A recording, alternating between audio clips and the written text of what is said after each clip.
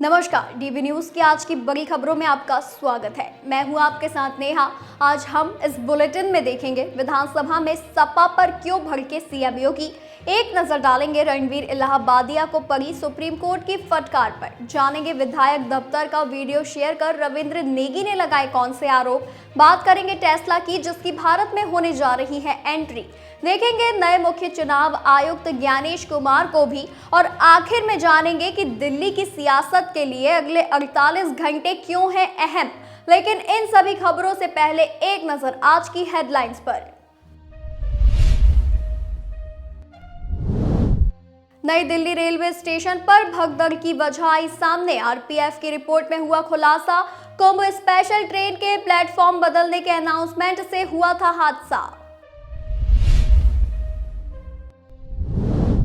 आस्था के संगम महाकुंभ में जबरदस्त भीड़। संगम आने वाले रास्ते हुए जाम। अब तक 55 करोड़ लोगों ने लगाई डुबकी। दबंग आईपीएस पंकज चौधरी हो गए डिमोट। पत्नी के रहते दूसरी शादी को लेकर आए थे विवादों में। राजस्थान सरकार के आदेश पर हुई कार्रवाई। हिमाचल में मस्जिद के सामने महाराणा प्रताप की मूर्ति लगाने का हो रहा है विरोध। भड़के मुस्लिम, बोले नफरत पैदा करने वाला काम ना किया जाए। झारखंड पुलिस ने की विशेष बैठक। रेलवे स्टेशनों पर सुरक्षा बढ़ाने, भीड़ प्रबंधन को लेकर हुई चर्चा। प्रयागराज महाकुंभ जाने वाले यात्रियों की सुरक्षा को लेकर भी हुई बातचीत। पंडित प्रदीप मिश्रा के कुबरेश्वर धाम में 25 फरवरी से शिव महापुराण कथा। भोपाल इंदौर हाईवे पर बदल जाएगा ट्रैफिक रूट। महाराष्ट्र सरकार का बड़ा फैसला। शिंदे गुट शिवसेना के 20 विधायकों को ही हटाई गई वाई सिक्योरिटी।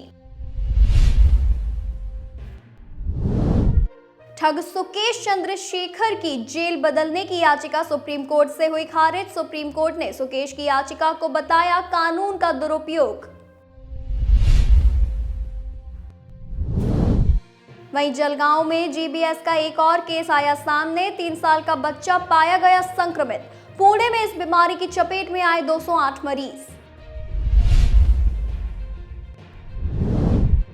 उत्तर प्रदेश के उन्नाव जिले की जिला जेल में देखने को मिला आस्था और महाकुंभ। यहां जेल में बंद कैदियों ने संगम के पवित्र जल से किया स्नान। जेल प्रशासन ने की इस पूरे आयोजन की तैयारी।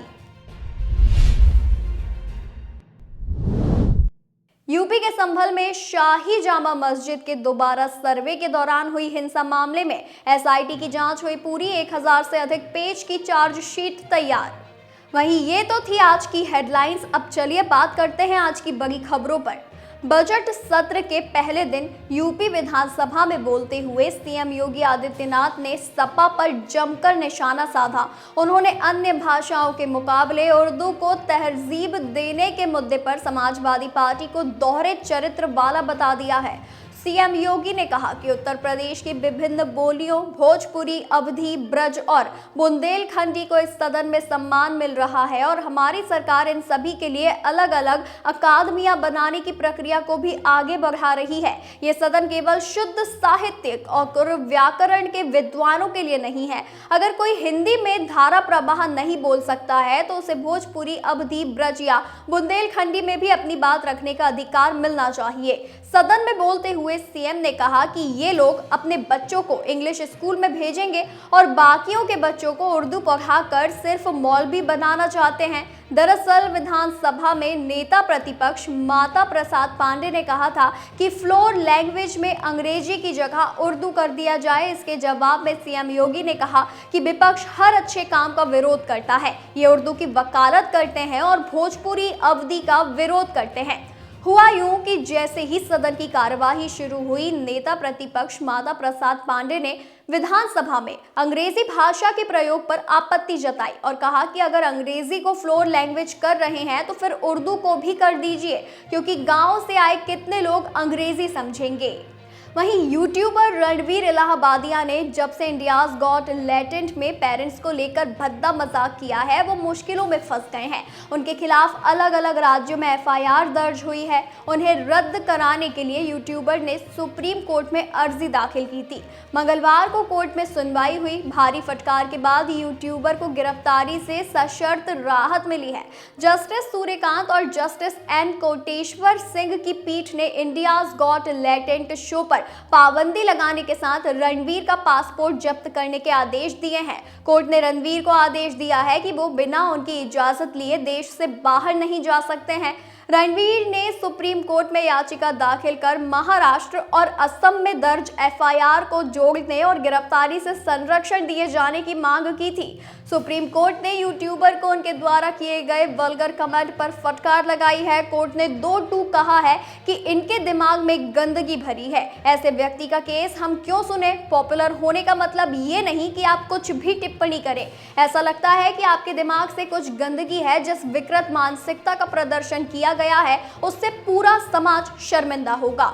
रणवीर के वकील अभिनव चंद्रचूड़ ने कोर्ट में बताया कि यूट्यूबर को जान से मारने की धमकियां मिल रही है। इस पर कोर्ट ने वकील को टोकते हुए कहा था कि क्या आप उनके द्वारा इस्तेमाल की गई भाषा को डिफेंड कर रहे हैं। इस पर सफाई देते हुए रणवीर के वकील ने कहा कि वो भी इन शब्दों से निजी तौर पर आहत हैं, लेकिन क्या बात इतनी बड़ी है कि उन पर आपराधिक मुकदमा चलाया जाए। दिल्ली में 8 फरवरी को विधानसभा चुनाव के नतीजे सामने आए थे। बीजेपी ने कई सालों बाद सत्ता में वापसी की है, लेकिन चुनाव के बाद भी आप बीजेपी ने आरोप प्रत्यारोप थमने का नाम नहीं ले रहा है। इसी बीच पटपड़गंज से बीजेपी विधायक रविंद्र नेगी ने सोमवार को पूर्व विधायक और उप मुख्यमंत्री मनीष सिसोदिया पर बड़ा आरोप लगाया है। रविंद्र नेगी ने कहा कि मनीष सिसोदिया ने विधानसभा कैंप कार्यालय से एसी, टीवी, टेबल, चेयर और पंखा चोरी कर लिया है। उन्होंने कहा कि वह इस मामले में सिसोदिया को कानूनी नोटिस भेजेंगे। रविंद्र नेगी ने सोशल मीडिया पर एक वीडियो पोस्ट कर कहा कि आप पार्टी के पूर्व पटपड़गंज विधायक मनीष सिसोदिया ने चुनावों से पहले ही अपना असली चेहरा दिखा दिया था। विधायक कार्यालय से एसी, टीवी, टेबल, चेयर और पंखा चोरी कर लिए गए। उनकी भ्रष्टाचार की सीमा अब पार हो चुकी है। नेगी ने सिसोदिया और उनकी टीम पर आरोप लगाते हुए कहा कि उन्होंने कार्यालय से सामान गायब कर दिया है। ऑफिस पूरी तरह से खाली है। ये लोग चोर हैं। इन्हें ये भी शर्म नहीं कि अगला विधायक कहां बैठेगा। पटपड़गंज विधायक ने कहा कि कार्यालय से जो सामान गायब हुआ है उसमें 250 से 300 कुर्सियां, 2-3 लाख का टीवी और 12 लाख की साउंड सिस्टम शामिल है। उनका कहना था कि सिसोदिया और उनकी टीम ने न केवल सरकारी संपत्ति को ले लिया बल्कि उसे नुकसान भी पहुंचाया और दरवाजे तोड़ दिए। अमेरिकी राष्ट्रपति डोनाल्ड ट्रंप के टैरिफ वॉर के बीच भारत के प्रधानमंत्री नरेंद्र मोदी की यूएस यात्रा। इस यात्रा में एलन मस्क से मुलाकात, अब टेस्ला की भारत में हायरिंग की शुरुआत काफी कुछ कहानी बयां कर रही है। टेस्ला ने भारत में हायरिंग शुरू कर दी है। जी हां, इस हायरिंग के शुरुआती दौर में टेस्ला ने 13 जॉब्स निकाली है। इससे साफ लग रहा है कि पीएम मोदी और टेस्ला के सीईओ एलन मस्क की मुलाकात काफी पॉजिटिव रही है। साथ ही अनुमान ये भी है कि आने वाले दिनों में टेस्ला और भी हायरिंग कर सकती है।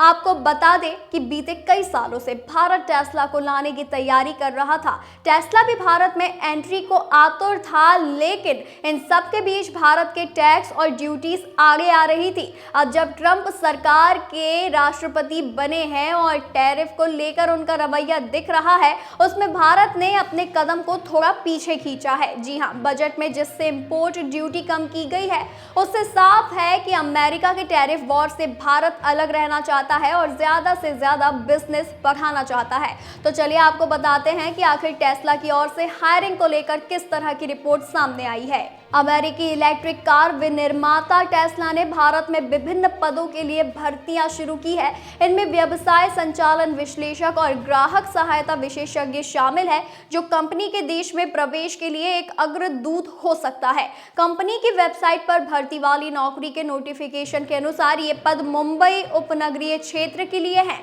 लिंक्डइन को देखने पर पता चला है कि मुंबई के लिए टेस्ला सिर्फ 13 लोगों की हायरिंग करने जा रहा है। भारत के नए मुख्य चुनाव आयुक्त ज्ञानेश कुमार होंगे। जी हां, बताते चले कि पीएम मोदी की अगुवाई वाली चयन समिति ने इन्हें अगला मुख्य चुनाव आयुक्त नियुक्त किया है। ज्ञानेश कुमार राजीव कुमार की जगह लेंगे। राजीव कुमार का कार्यकाल पूरा हो जाने के बाद वो 65 साल की आयु में अपने पद से रिटायर हो रहे हैं। उन्होंने मई 2022 में सीईसी के रूप में कार्यभार संभाला था। इनके निर्देशन में 2024 में लोकसभा चुनाव, राज्य विधानसभा चुनावों सहित कई प्रमुख चुनाव संपन्न कराए गए हैं। इनके बाद देश के चुनावी प्रक्रिया की बड़ी जिम्मेदारी ज्ञानेश कुमार संभालेंगे। तो चलिए जानते हैं इनसे जुड़ी अहम जानकारी के बारे में। ज्ञानेश कुमार 1988 केरल कैडर के सेवानिवृत्त आईएएस अधिकारी हैं। इनकी पहली पोस्टिंग पथानामथिट्टा जिले में उप जिलाधिकारी के पद पर हुई थी। इन्होंने पहले संसदीय मामलों के मंत्रालय और सहकारिता मंत्रालय में सचिव के रूप में भी काम किया है। उन्होंने गृह मंत्रालय में अपने कार्यकाल के दौरान श्री राम जन्मभूमि तीर्थ क्षेत्र ट्रस्ट की स्थापना में महत्वपूर्ण भूमिका निभाई थी। ज्ञानेश कुमार ने साल 2019 में अनुच्छेद 370 को हटाए जाने पर जम्मू कश्मीर मामलों को संभालने में अहम भूमिका निभाई थी। इन्होंने अजूर के उप कलेक्टर, अनुसूचित जाति और अनुसूचित जनजाति के लिए केरल राज्य विकास निगम के प्रबंध निर्देशक, कोचीन निगम के नगर आयुक्त के पद पर भी रहे हैं। इनकी उम्र 61 साल है। ज्ञानेश कुमार का जन्म 27 जनवरी 1964 को हुआ था। इन्होंने आईआईटी कानपुर से सिविल इंजीनियरिंग में बीटेक किया है।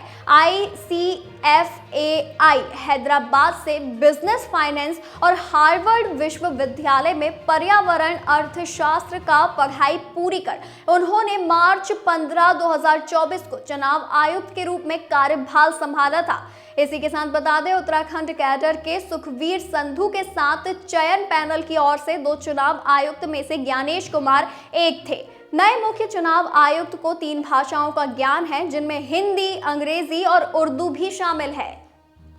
दिल्ली के नए मुख्यमंत्री के शपथ ग्रहण समारोह की तैयारियां जोर शोर से चल रही है। आयोजन के लिए स्थान रामलीला मैदान तो तय कर लिया गया है, लेकिन अब तक मुख्यमंत्री के नाम को लेकर सहमति नहीं बन सकी है। हालांकि उम्मीद की जा रही है कि कल यानी 19 फरवरी को होने वाली विधायक दल की बैठक में सीएम के नाम का ऐलान किया जा सकता है।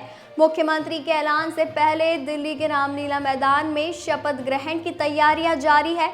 आयोजन 20 फरवरी की शाम 4:30 बजे होगा। बताया जा रहा है कि शपथ ग्रहण समारोह में 3 मंच बनाए जाएंगे, जबकि आम लोगों के बैठने के लिए करीब 30,000 कुर्सियां लगाई जाएंगी। इस बीच मंगलवार को दिल्ली बीजेपी मुख्यालय में पदाधिकारियों की बैठक भी हुई। पार्टी के सीनियर नेता जैसे तरुण चुग, वीरेंद्र सचदेवा, बीजेपी दिल्ली के सचिव और सभी सांसद मौजूद रहे। बताया जा रहा है कि रामलीला मैदान की तरफ जाने वाले सभी रास्ते 19 फरवरी की रात से ही बंद हो जाएंगे। सिर्फ वीवीआईपी गाड़ियों को ही प्रवेश मिलेगा। प्रधानमंत्री मोदी, केंद्रीय गृह मंत्री अमित शाह, मुख्यमंत्री योगी आदित्यनाथ सहित 50 से ज्यादा हाई सिक्योरिटी वाले नेता भी रामलीला मैदान पहुंचेंगे। इस शपथ ग्रहण समारोह में 20 राज्यों के मुख्यमंत्री भी पहुंचने वाले हैं। सभी केंद्रीय मंत्रियों, एनडीए नेताओं को भी बुलाया गया है। रामलीला मैदान के मंच पर शपथ ग्रहण समारोह से पहले गीत संगीत का रंगारंग कार्यक्रम होगा। कैलाश खेर की प्रस्तुति होगी। फिल्मी सितारे अक्षय कुमार, विवेक ओबेरॉय, हेमा मालिनी, कैलाश खेर सहित 50 से ज्यादा फिल्मी सितारे मौजूद रहेंगे। रामलीला मैदान में मुंबई के प्रसिद्ध उद्योगपति मुकेश अंबानी, गौतम अडानी सहित 1 दर्जन उद्योगपति भी मौजूद रहने वाले हैं। इसके अलावा बाबा रामदेव, स्वामी चिदानंद, बाबा बागेश्वर, धीरेन्द्र शास्त्री को भी शपथ ग्रहण समारोह में बुलाया जा रहा है। भाई ये तो थी आज की हमारी कुछ खास और बड़ी खबरें। ऐसी ही जानकारी के लिए बने रहिए डीवी न्यूज़ के साथ।